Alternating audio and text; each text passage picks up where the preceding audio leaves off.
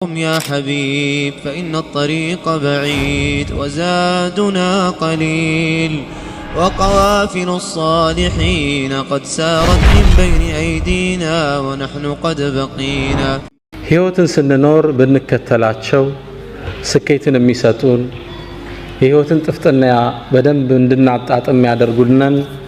አንድ 5-6 ምክሮችን አጋራቸዋለሁ። أسأل الله التوفيق والإخلاص والسداد والصواب. عندناو يالا علامة أتنو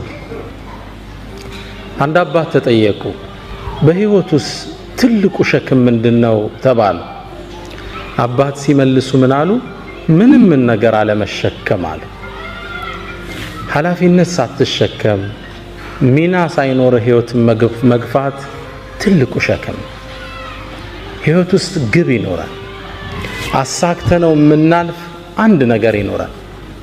ታሪክ ስናገላብጥ ምንታወስ አንድ ሰው ነው። وكن رجلا إن أتوا بعده يقولون مر وهذا الأثر سوهن سوش كانت بوهلا سيمتا مر إهو بزي الفوال ميلود سوهن وهذا الأثر فانا وهذا للي أقواكمو تهدو انستيتيوشن جنبتو تهدو مسجد ያስመረቀው መርከዝ ፋና ምድር ላይ ይታይ ዝምለ እንዳታልፍ። ትናንት አብደላህ ወንድሜ ሲናገር ነጃሽን ከመሰረቱት ሰዎች ውስጥ ረሂመሁላህ ያለው አንድ ግለሰብ አለ። ሰው ያልፋል ማለት አሻራ ሊኖረን ይገባል መሬት ላይ። ቅድም ስለ ሱሃይብ ብን ሩሚ ዶክተር መሐመድ ነግሮናል። ግማሹን ታሪክ ነው የነገረን። ቁርአኑ ግን ተያይዞ የመጣ ሙሉ ታሪክ አለው። አላህ ሱረቱል በቀራ ላይ አያይዞ የጠቀሰው ሁለት ታሪኮች አሉ። ታሪኮቹን ልንገራችሁ፣ ለራሳችሁ የትኛው ቦታ እንደምትመደቡ ምረጡ። አንደኛው ግለሰብ በነብዩ ሰለላሁ ዐለይሂ ወሰለም ዘመን ወደ መዲና ገባ። ረሱል የታለው አለ። መስጂድ ነው። ወደ ረሱል ሰለላሁ ዐለይሂ ወሰለም መጣ። መስጂድ እንደገባም ለነብዩ መሐመድ ሰለላሁ ዐለይሂ ወሰለም صلوات يا ورد إن شاء الله እንደገባም ያ አላህ መልእክተኛ እኔ በአላህ አምናለሁ በርሶም አምኛለሁ ውስጤ ያለን ኢማን አላህ ያቀብኛል ብሎ ተናገረ። ከዛም ከመስጂዱ ወጥቶ እንደሄደ መዲና ዙሪያ የሚገኙ እርሻዎችን አቃጠላቸው፣ እንስሶችን ገደላቸው። በጣም የሚኮንን ስራን ሰራ። አላህ ክስተቱን ያየው ነበርና ይህ መጥፎ ሞዴል የህይወት ግቡ የተዛባበትን ግለሰብ እንደ ሳምፕል አላህ ቁርአን ላይ ተቀሰለን። ወሚን الناس አለ ከሰዎች ውስጥ አለ من يعجبك قوله في الحياة الدنيا በዱንያ ህይወቱ ላይ ንግግሩ የሚገርም የማይተገብረውን የሚያወራ ويشهد الله على ما في قلبي ደግሞ የድፍረቱ ውስጤ ኢማን አለ ያለ አላህን ያስመሰክራል። እኔ ልንገር መሐመድ وهو ألد الخصام ድንበር ያለፈ ተከራካሪ وإذا تولى ካንተም ዞር ብሎ ሲሄድ ያረጋውን ልንገር سعى في الأرض መሬት ላይ ሮጠ ليفسد فيها መሬት ሊበክል ويهلك الحرث والنسل ዘርንና አዝርዕትን ሊያጠፋ የተንቀሳቀሰ ሰው ነው። ይህ ሰው በመጥፎ ሞዴል አላህ ጠቀሰው ቁርአን ላይ። ከዛው ስራ ያይዞ አላህ አንድ ታሪክ አስከተለ። ግለሰቡ ቁረይሽ ውስጥ ቢኖር ሱሃይብ ብን ሩም የሚባል ወጣት ነው። በነብዩ ሰለላሁ ዐለይሂ ወሰለም አምኗል፣ ወዷቸዋል፣ ወደ እርሳቸው ለመሰደድ ጓጉቷል። ቁረይሾች ግን ሊለቁት ፈቃደኛ አይደሉም። አንድን አሳቻ ጊዜ መረጠና ወደ መዲና ስደት ሾልኮ ወጣ። ሲወጣ ግን ቁረይሾች ደረሱበት። ሄደም ማዝ አለብን ብለው ተሰልፈው ጦር አዘመቱበት ፈረሰኞችን። መንገድ ላይ እየሄደ ያለ ተከበበ። ሱሃይብ አሉት ጅእተና ስዕሉከን ዳሃውነ መጠህልን መካ ውስጥ ሀብትን አጠራቅመህ ወደ መሐመድ ትሄዳለህ እንዴ? ይህም አይታሰብም አሉት። ዱንያን እንደፈለጉ ተረዳ። እናንተ የቁረይሽ ሰዎች ሆይ ቀስተኛ መሆኔን ታቁኛላችሁ፣ ጀርባዬ ያሉ የቀስት ጦሮች እስኪያልቁ ድረስ እርስ አንድ ባንድ ገላቸዋለሁ፣ መንገዴን ልቀቁ አላቸው። በጭራሽ አሉ። ገንዘብ ንብረት ይዘህ ልትኮበልል ይሄም አይታሰብም። መጨረሻ ላይ ፍላጎታቸውን ስላወቀ በሉ እንግዳ ንብረቴ እዚህ ቦታ አለ፣ እሱም ብሰጣችሁ ታሳልፉኛላችሁ? ካንተማ ምን ሀጃ አለን አሉት። ቦታውን ነገራቸው። ቤቱን ንብረቱን ጥሎ ሱሀይብ ወደ ነቢዩ መሐመድ ሰለላሁ ዐለይሂ ወሰለም አቀና። ረሱል ጋር ከመድረሱ በፊት አላህ ለረሱል መልእክት አውርዶ ነበር። የሰራውን ጀብድ ታላቅነቱን እሱን አስመልክቶ እስከ የውመል ቂያማ የሚነበብ ቁርአንን አላህ አወረደ። ወሚነ ናስ አላህ ከላይም ወሚነ ናስ ነው ያለው፣ ከሰዎች ውስጥ አለ ይላል። እዛ ታችም ወረደና ወሚነ ናስ አንተ መሐመድ ከሰዎች ውስጥ አለ መን የሽሪ ነፍሰሁ ኢብቲጋአ መርዳቲላህ የአላህን ውዴታ ለማግኘት ነፍሱን የሚሸጥ። አንቀጹን አላህ ሲጨርሰው ምናል ወላሁ ረኡፉን ቢልዒባድ። አንቀጽ አቆጫጩ ጥልቅ ነው በተፍሲር ትንታኔ። አላህም ለባሮች እጅግ ሩህሩህ ነው በላቸው ይላል። ሁለት ሰዎችን አላህ እያይዞ ቁርአን ላይ ጠቀሰ። ቁርአኑ ስትከፍቱት ሱረቱል በቀራ ላይ ወሚነ ናስ መን የዕጁቡከ ቀውሉሁ ፊል ሐያቲ ዱንያ ይልና ወረድ ብሎ ወሚነ ናስ መን የሽሪ ነፍሰሁ ኢብቲጋአ መርዳቲላህ። ግብ ይፈልጋል ህይወት። በህይወት ጉዟችን ላይ የመጀመሪያው ትምህርቴ ግብ አላማ ይኖራል። አናሳንሰው አላማው አቅማችንን የመጠነ ችሎታችንን ያማከለ የሆነ ግብ ይኖራል። ለኢስላም የማይሆን ነገር የለም። እብኑ ከሲር አንድን ታሪክ ይጠቅሳሉ። ታሪኩ ይገርመኛል። አንዴ በኸሊፋዎች ዘመን የዛሬ 800 ዓመት አካባቢ መሆኑ ነው። አንድ የአገሪቱ አስተዳዳሪ አንዲት ሴትን መንገድ ላይ በርሱ ዘበኞች አሳፍሶ ሲያስገባት አንድ ግለሰብ ያያል። ከመስጂድ ሰወጣ አየሁት ይላል። ይችን ሴት በግዴታ ወስዶ ከተታት። መጥፎ ነገር ሊሰራባት እንደሆነ አውቄያለሁ። ወደ ቤቱ ተጠጋውና እባክህን ይችን ልጅ ልቀቃት ስለው ሊለቅ ፈቃደኛ አይደለም። እንዴት ይችን ልጅ ጥያት እሄዳለሁ? ሴት ልጅ ነች፣ አቅም የላት፣ ሊያበላሿት ነው። ይሄን አይቼ ባልፍ አላህ ይቆጣኛል። መልቀቅ አለብህ ብዬ ተታገልኳቸው። መጨረሻ እኔንም ስበው ከተቱና ጨርቅ አርገው አወጡኝ ይላል። በጣም መቱኝ፣ ቆሳሰልኩ። ከዛም ለራሴ ምክንያት ሰጠው። እንግዲህ የቻልኩትን ታግያለሁ፣ አልሆነልኝም፣ አደማምተውኛል፣ ወደ ቤቴ ልሄዳለሁ። እርምጃ እንደጀመርኩ ልጅቷ አሳዘነች። ስለዚህ ምን ላረግ እችላለሁ? ከመስጂዱ ጣራ ላይ ወጣውና ሌሊት እኮ ነው አዛን አደረግኩ ይላል። የሰላት ሰዓት አይደለም። አዛን ሳደርግ ማህበረሰብ ወጣ። እንቅልፋችን አበላሸብን ብለው ተቆጡ፣ መጮህ ጀመሩ። ልክ ሲጮህ አካባቢው ላይ የሚያልፉ ፖሊሶች መጥተው ያዙኝና እንዴት የሰውን እንቅልፍ እንዲታውካለህ? ወደ ኸሊፋው ነው ምን ወስደሃል? ውሰዱኝ። ወሰዱኝ። ለምን ያረክ ብለው ጠየቀኝ። ኸሊፋ ሲለኝ ይሄ ዘመድ ታቀዌል የኛ ሀገር አስተዳደር አው እንዲያደርገው የሆነችን ሴት አድኗታል፣ አስለቅቃት ነው። አው ስትጣራ ያቺ ሴት ታስራለች። ኸሊፋው እንዲለቀቅ ይችን ሴት አደረገ። ያን አስተዳዳሪ ከቦታው አነሳው። ከዛም ኸሊፋው ምን አለኝ አለ፣ በል ከዚህ በኋላ አገሪቱ ላይ በደል ስታይ አዛን በላለኛል። አመታት ተላለፉ። ከአመታት በኋላ አንድ ሰው የአንድን ሰው ንብረት ዘርፎ ታየው። የተከበረ ትልቅ ሀብታም ነው።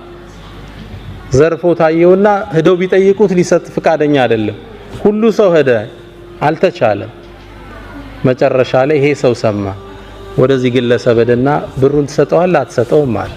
በጭራሽ አለ። እርግጠኛ ነው? አዎ አለ። እንግዳ አዛን እላለሁ አለው። ግለሰቡ ንብረቱን አወጣና ለሰውየው መለሰለት።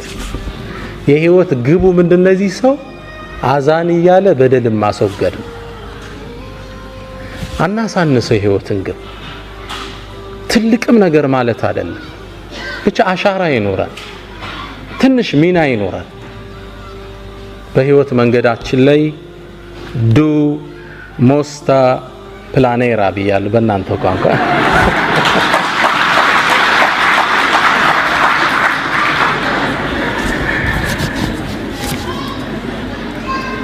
ከሁለት ወር በኋላማ በስዊዲሽ ነው ማስተምራችኋል ኢንሻአላህ ሁለተኛ በህይወት መንገዳችን ላይ መጀመሪያው ጎል ይኖራል ነው ሁለተኛ መልካም ስነ ምግባር የልብ መክፈቻ ቁልፍ መሆኑን እንረዳለን እህቶች ወንድሞች እናንተ የምትኖሩበት ሶሳይቲ ሙስሊም ያልበዛበት ማህበረሰብ ነው ምናልባትም ሙስሊምን በትክክለኛ እስልምናን ማቅ ማህበረሰብ ውስጥ ትገኛላችሁ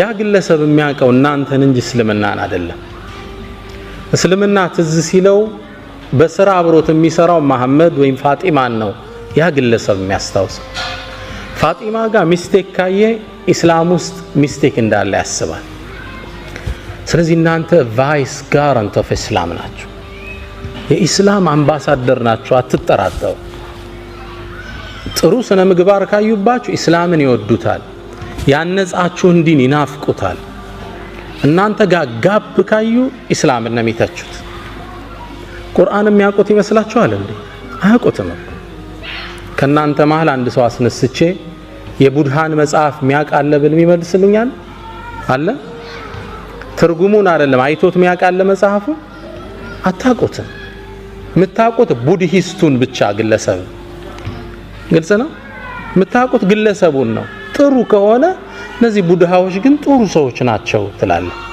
በሂደት ምን ትላለ መጽሐፋቸው ምን ቢሆን ነው ሃይማኖታቸው ትላለ በሰውየው መማረክ ወደ ዲኑ የሚያዳርስህ በር ነው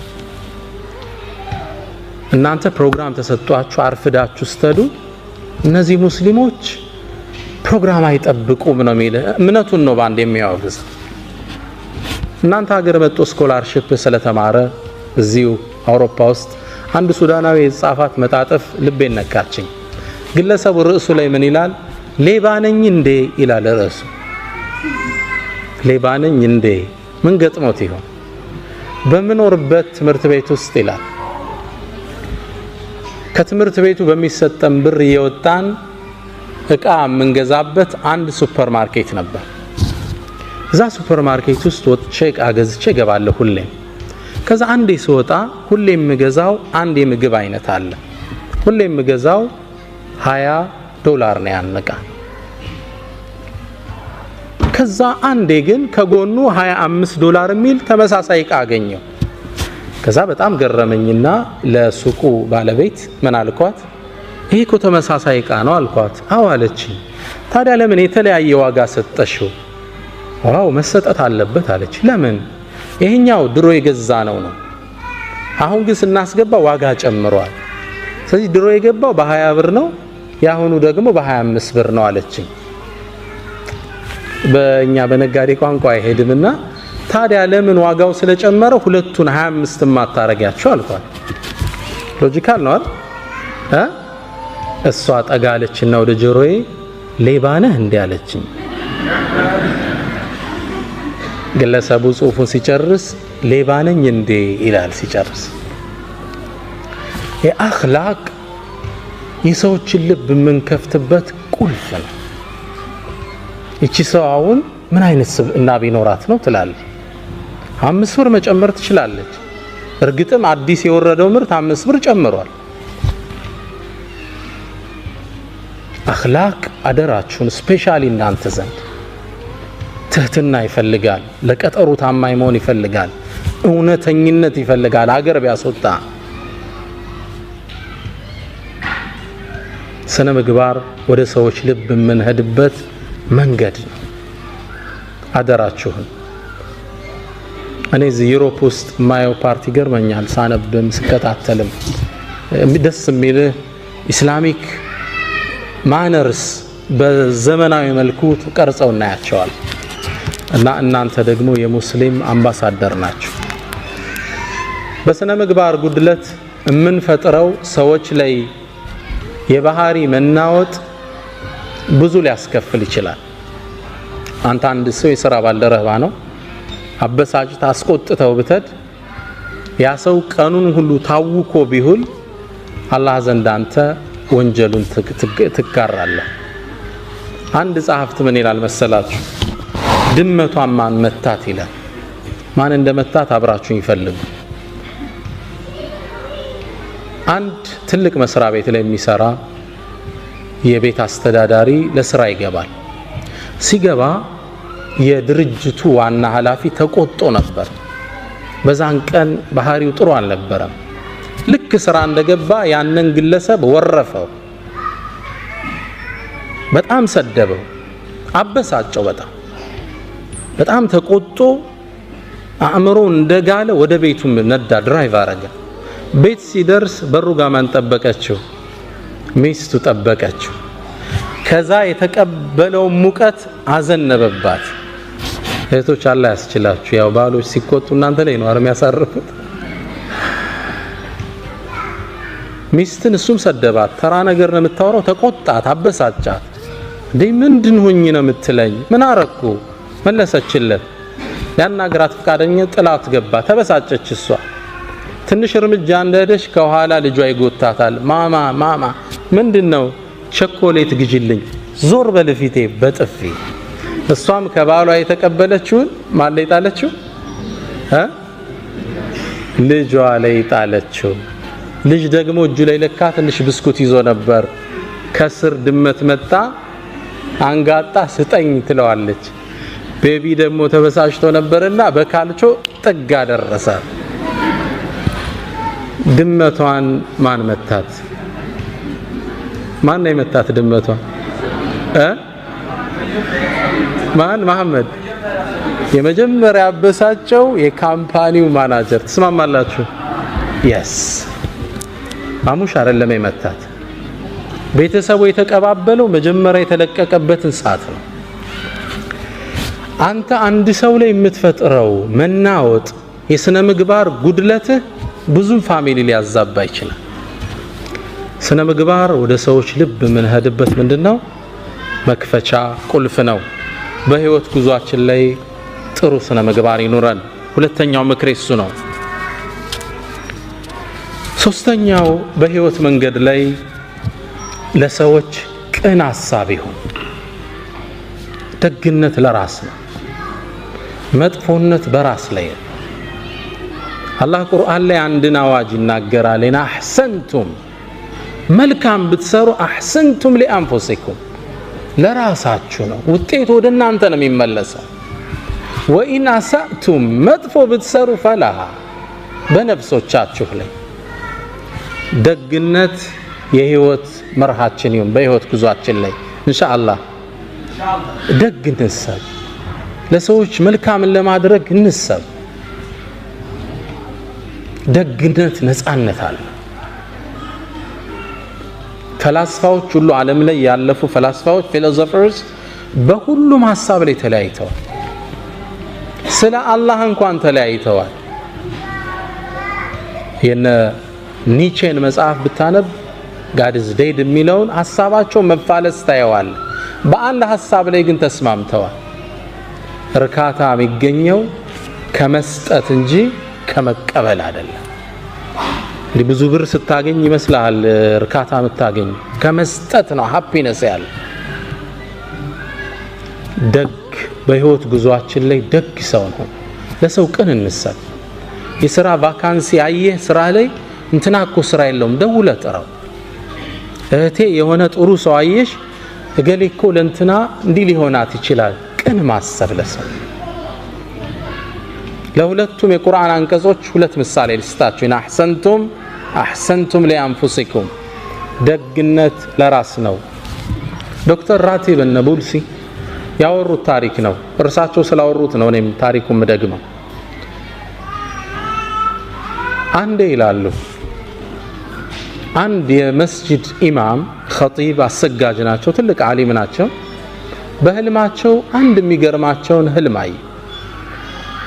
በህልማቸው ያዩዋቸው ነቢዩ መሐመድን ሰለላሁ ዐለይሂ ወሰለም አላህ ሁላችንን ይወፍቀን ኢንሻአላህ።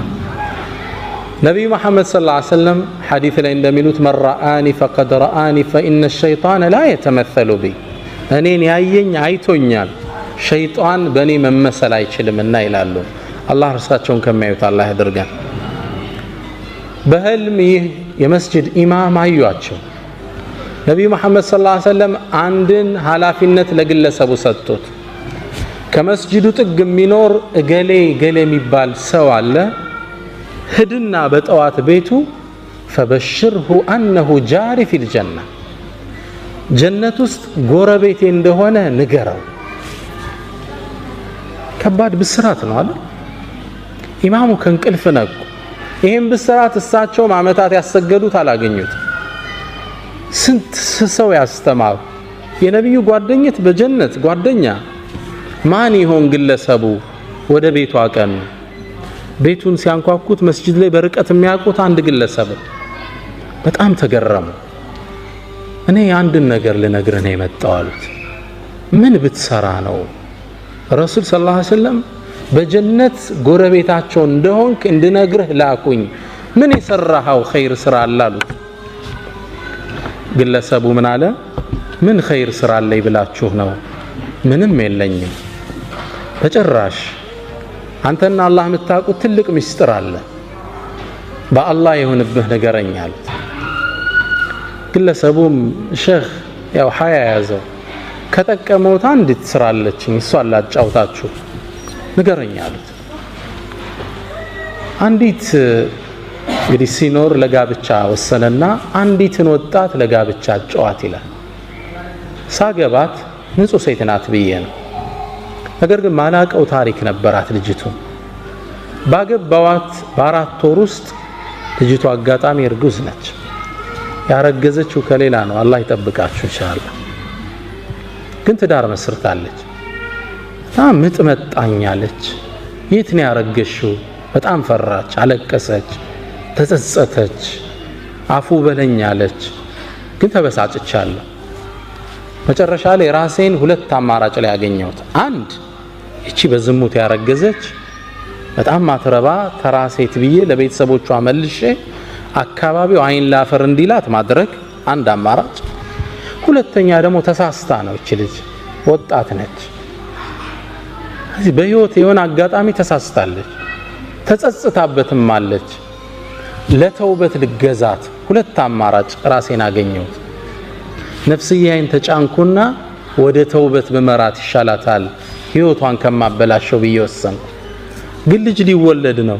ካገባት ገና 4 ወሩ ነው። እንዴት አርጎ ያምልጥ ከዚህ ውስጥ? መጨረሻ ልክ የወለደች ጊዜ ማንም እንዳያቃርብ እንደተወለደ ልጁን ህፃኑን ይዤው ወደ መስጂድ ሄድኳል። ባለቤቱ መውለዱን ሰው ያውቅ። ልክ ሰው ኢሻ ሶላት እንዳለ ሲገባ ውጪ ላይ በፎጣ ጠቅል ያስቀምጨው ሶላት ገባ። ልጁ የውጩን ብርድ አልቻለምና እየሰገድን ማልቀስ ጀመረ። በጣም ያለቅሳል። ገና ለጋ ህፃን ልጅ ነው። በጣም ሲያለቅስ ሰው ሶላት እስኪያሰላምት ቸኩሏል። እንዳሰላመተ ሩጦ ሲወጣ ህፃን ልጅ ተጠቅልሎ ፎጣ ያለቅሳል። ማን ነው ጥሎብን የሄደ? መራገም ጀመረ። ከዛ መሃል ብቅ አልኩና ይሄን ልጅ ወስዶ ሊያሳድገው መሃላችሁ ሚችል ሰው አለ አልኳቸው። ልጆቻችንም አልቻልነ ደግሞ ገና ሚጠባ ህፃን ልጅ እንውሰድ እንዴ? ምን ነካ አንተ? ከዛ ቀበል አደረኩና ማህበረሰቡ እየሰማኝ እኔ ታውቃላችሁ ባለቤቴ አሁን ያገባዋት ልጅ የለኝም፣ የቤተሰብ ጫና ስለሌለብኝ ይሄን ልጅ ወስጄ አሳድገዋለሁ አላቸው። ግልጽ ነው። ትልቅ ኢማን ይጠይቃል። ከባድ ነው። ህፃኑን ተሸከመና ወደ ቤቱ ይዞት ተመለሰ። የአካባቢው ማህበረሰብ የሚያውቀው ምን ብሎ ነው? ወድቆ የተገኘ ልጅ ያሳደገ ደግ ሰው ብሎ ያውቀዋል። ልጅቱን አስተውብቶ ዳግም አገባት።